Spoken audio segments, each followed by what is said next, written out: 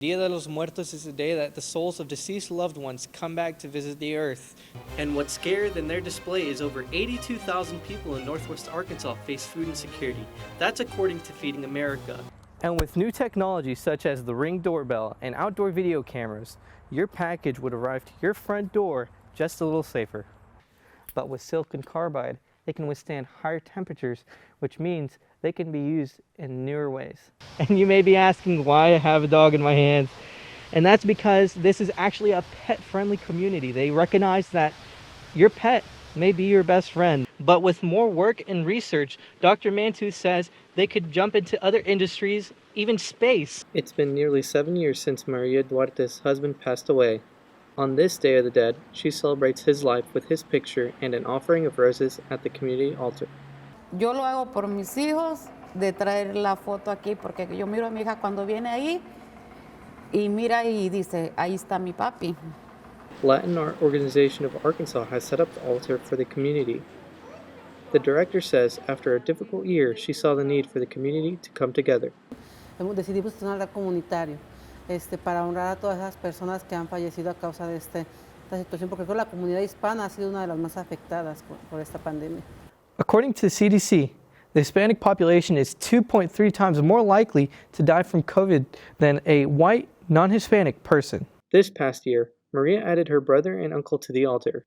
She suspects it may have been COVID that caused her loved ones to die, but can't be sure. As for this Dia de los Muertos, she hopes that her family can keep celebrating the lives of those they have lost. Es una bonita tradición que yo le digo a ella que no la deje perder. Lo más siempre el Día de Muertos, acuérdate de tu papá, de ponerles lo que le gustaba. And the tradition continues for Maria's family, as her son sets up his own altar at home. Good. After realizing his passion for electrical engineering, student Kevin Chen came to the University of Arkansas for his studies. When I was talking to Dr. Chen first, he showed me silicon carbide. He talked about it a little bit, and that piqued my interest. Now, silicon parts like these, they are usually paired with some sort of cooling element. But with silicon carbide, they can withstand higher temperatures, which means they can be used in newer ways. So silicon carbide is supposed to be one of the next generation materials able to withstand those higher voltages, higher temperatures, where silicon couldn't handle it. The bottom line is I can build electronics that can go into places that I could never send silicon electronics. With an $18 million award from the National Science Foundation, the University of Arkansas can build a research and fabrication facility working with silicon carbide. As Dr. Mantooth explains, this opens opportunities not only for students, but partnerships as well. We're that one-off specialized prototyping, but low volume prototyping place where all of these research ideas can be unleashed. Dr. Mantooth says they have been approached by over 50 organizations, including 30 universities and 15 to 20 businesses in automotive, aerospace, and heavy equipment manufacturing. This can open a lot of doors for students when it comes to current experience, up-to-date research experience, and honestly, it's just a unique thing. So unique, in fact. This will be the only one in the country. I should have been here. I was at work, and she notified me that the package wasn't here. I was like, review the camera. With the footage gathered by his cameras, Fayetteville resident Irving Macias posted screenshots to the Facebook group What's Wrong Fayetteville, hoping to find help. House representatives look to avoid situations like Macias's by bringing forward House Bill 1317.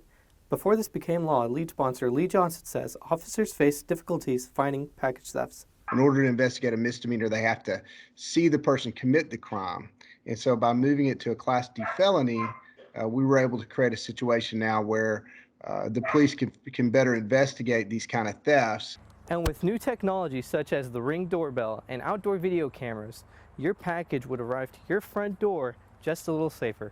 We were able to arrest quite a few individuals because people took their surveillance of their home into their own hands and helped law enforcement solve those cases. Macias has now added security measures to his home, such as this deck box. With new laws in place, he hopes no one else experiences this.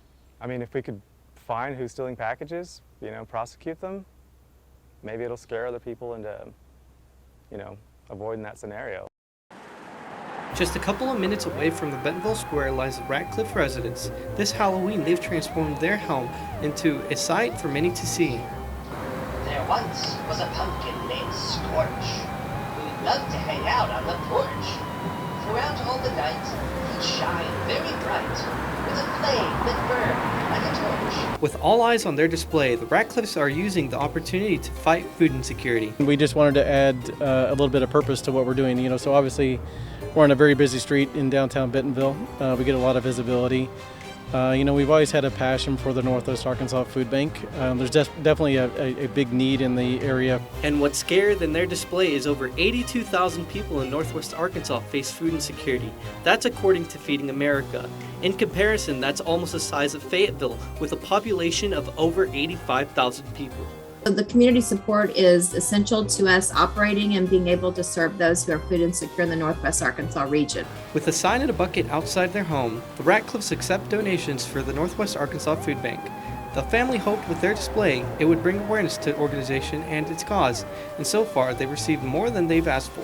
Last year we did receive a lot of shout outs, but this year we've received thank you cards from preschool kids. We've received just little treats on the front porch, people driving by waving, just saying thank you, thumbs up. So I think just the response from the community has just been phenomenal. Halloween is so much fun, so much fun, so much fun. Halloween is so much fun, trick or treating.